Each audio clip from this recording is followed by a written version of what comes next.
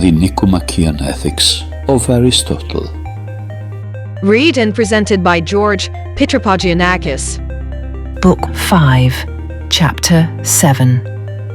And the remaining one is the corrective, which arises in voluntary as well as involuntary transactions. Now, this just has a different form from the aforementioned, for that which is concerned in distribution of common property is always according to the aforementioned proportion. I mean that if the division is made out of common property, the shares will bear the same proportion to one another as the original contributions did, and the unjust, which is opposite to this just, is that which violates the proportionate. But the just which arises in transactions between men is unequal in a certain sense, and the unjust and unequal only not in the way of that proportion, but of arithmetical, because it makes no difference whether a robbery, for instance, is committed by a good man on a bad, or by a bad man on a good, nor whether a good or a bad man has committed adultery.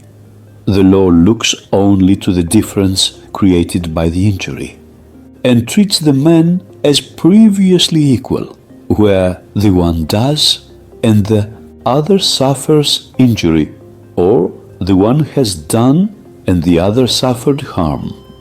And so this unjust, being unequal, the judge endeavors to reduce to equality again, because really when the one party has been wounded and the other has struck him, or the one kills and the other dies, the suffering and the doing are divided into unequal shares. Well, the judge tries to restore equality by penalty, thereby taking from the gain. For these terms, gain and loss are applied to these cases, though perhaps the term in some particular instance may not be strictly proper, as gain, for instance, to the man who has given a blow, and loss to him who has received it. Still, when the suffering has been estimated, the one is called loss and the other gain. And so the equal is a mean between the more and the less, which represent gain and loss in contrary ways. I mean that the more of good and the less of evil is gain, the less of good and the more of evil is loss, between which the equal was stated to be a mean, which equal we say is just. And so the corrective just must be the mean between loss and gain. And this is the reason why, upon a dispute arising, men have recourse to the judge. Going to the judge is in fact going to the just, for the judge is meant to be the personification of the just.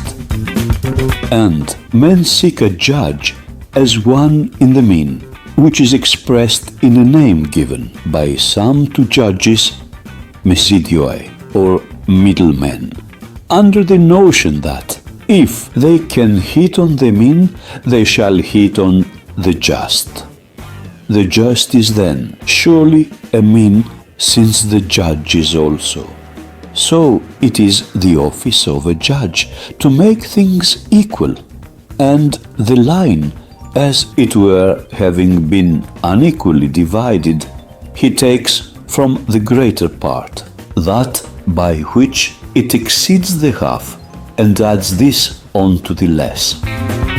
And when the whole is divided into two exactly equal portions, then men say, they have their own when they have gotten the equal. And the equal is a mean between the greater and the less, according to arithmetical equality. This, by the way, accounts for the etymology of the term by which we in Greek express the ideas of just and judge.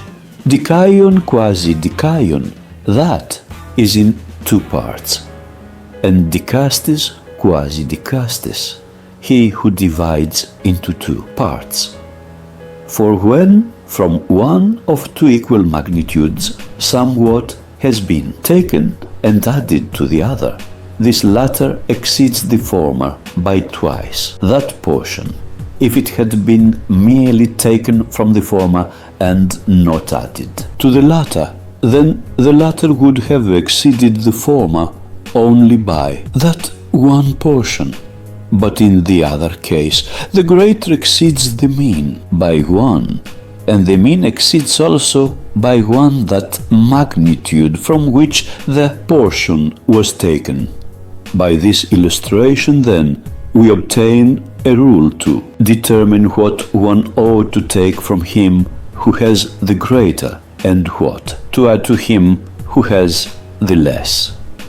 The excess of the mean over the less must be added to the less, and the excess of the greater over the mean be taken from the greater.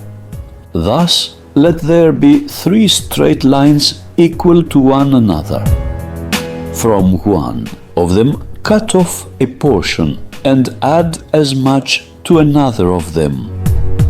The whole line thus made will exceed the remainder of the first named line by twice the portion added, and will exceed the untouched line by that portion.